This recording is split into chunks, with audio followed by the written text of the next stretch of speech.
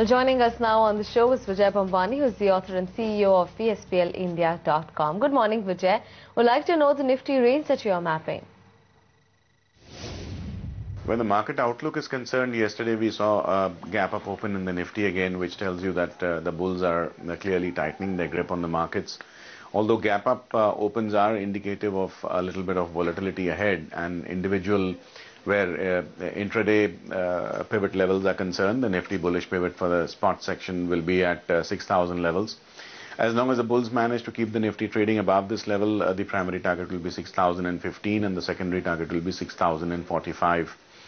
On the flip side, the bearish pivot for the day will be at 5985 levels, below which the primary target will be 5975 and the secondary target will be 5960. Vijay, while we saw buying across the board, what's your opinion on Bank Nifty and the energy index?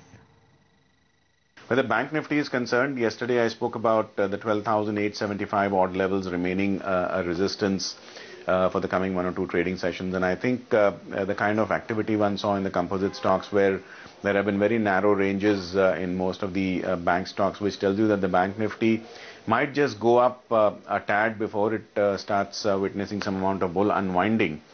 And as far as the pivot levels are concerned for the Bank Nifty spot, the bullish pivot for the session will be at 12,790 levels, above which the primary target will be 12,825 and the secondary target will be 12,900. The closer the Bank Nifty spot gets to 12,900, the more I expect some amount of short-term profit taking. The bearish pivot, on the other hand, will be at 12,765 in the spot segment, and the primary target below which will be 12,750 and the secondary target will be 12,700. The CNX Energy Index is currently at 10-week highs, and it looks like it's likely to break out strongly on the upside. The 7,950 level is a swing support at this point in time, and I think it can go past the 8,000 levels in the coming few trading sessions. Okay, and what's your opinion on Zee and Gitanjali?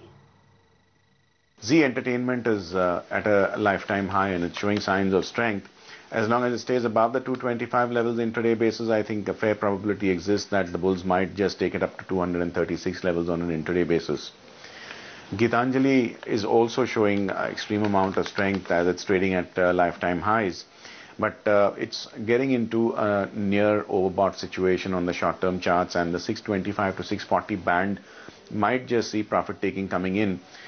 In both Zee Entertainment and Gitanjali, I would advocate holding on to existing long positions, and where Gitanjali is concerned specifically, I think fresh long positions are likely to be fraught with risk, because the risk-reward ratio at this point in time do not favor fresh longs. Right, and Vijay, what are the two equity recommendations for the day? Where individual stock trading ideas are concerned, I would take a high-risk short position in Karur Vysya Bank in the spot segment. I would short it at 556 levels, hold these short positions with a stop loss at 562 and expect to book profits at 547 or end of the session, whichever comes first. My second trade would be a long position in Tata Global in the cash segment at 165 levels. I would hold these long positions with a stop loss at 163.5 and expect to book profits at 168.5 or end of the session, whichever comes first.